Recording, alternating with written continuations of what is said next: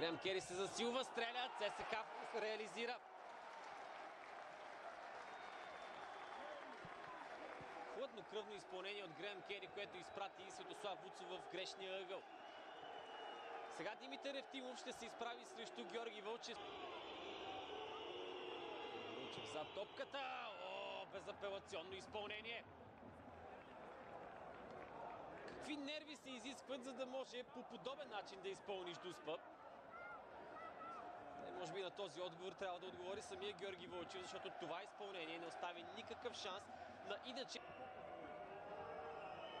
Карл Мухър пристъпва към изпълнение. Много спокойно подходи обаче. Дуспата за ЦСКА е реализирана.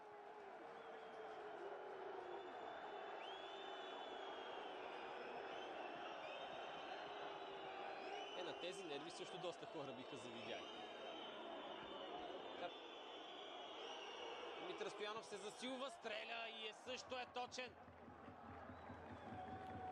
Това момче заслужава комплименти за самия факт, че реши да застане зад бялата точка. А иначе изпълнението му беше в центъра на вратата.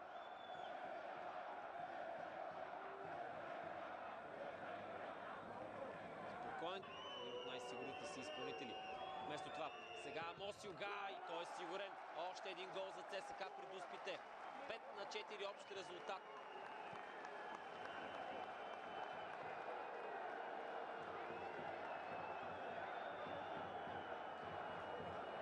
Следващата Дуспа за Славия ще бъде изпълнявана от Людовик Суарес. Концентрация за Димитър Евтимов и Людовик Суарес. Суарес стреля! Зашеметяващо изпълнение на Людовик Суарес. Още веднъж Димитър Евтимов улови ъгъла. Никакъв шанс обаче да стигне до топката.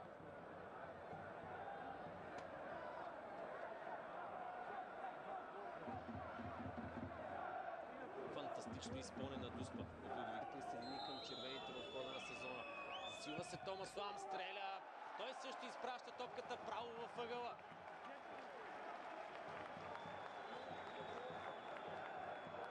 В случай реши да не мърда от първоначалната си позиция Светослав Вуцов, може би очаквайки, че топката ще бъде изпратена в центъра на вратата. Нищо подобно. Силка на Мартин Петков. Димитър Евтимов е в обратния ъгъл. Славия отново възстановява равенството.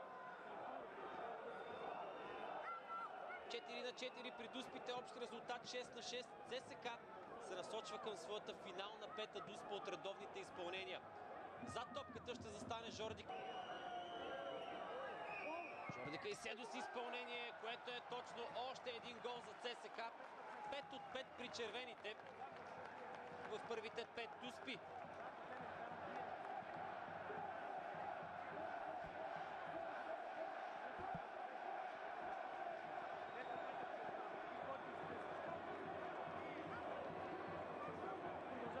Контузията, която Христо Победин получи. Кречев се засилва, стреля и той е безгрешен. 5 от 5 и за ЦСКА, и за Славия. Футболистите на двата отбора са безгрешни, поне до този. Другият тим реализира, то това официализирало първия финалист. Да видим. Асен Дончев сега застава за топката и трябва да покаже здрави нерви. Асен Дончев стреля, вау! Тази Дуспа също е головозамайваща.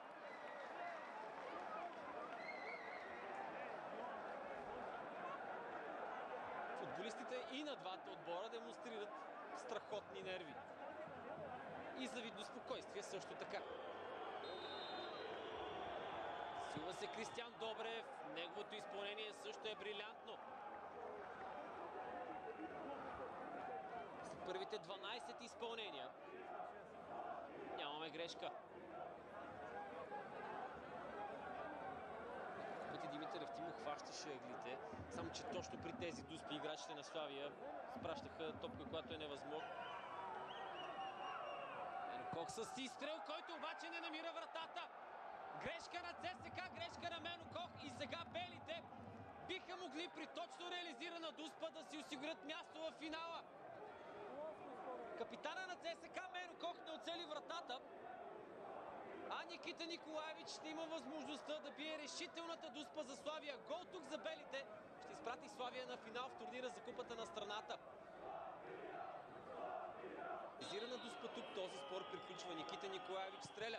Удар, който е спасен от Димитър Евтимов. Каква драма, дами и господа! Димитър Евтимов оставя тима си в тази среща. ЦСК и Митко Евтимов отказват да се предадат.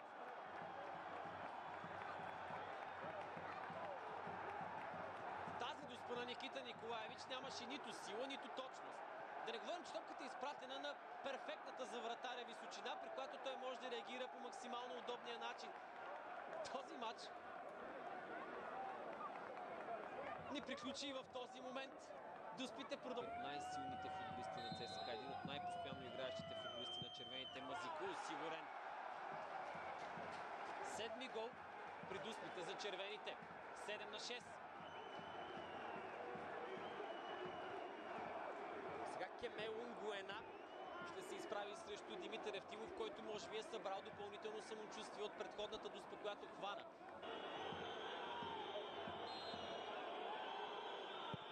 Пропуск на Кемел Унгуена и ЦСКА е на трети пореден финал в турнира за Купата на България. Димитър Евтимов с още един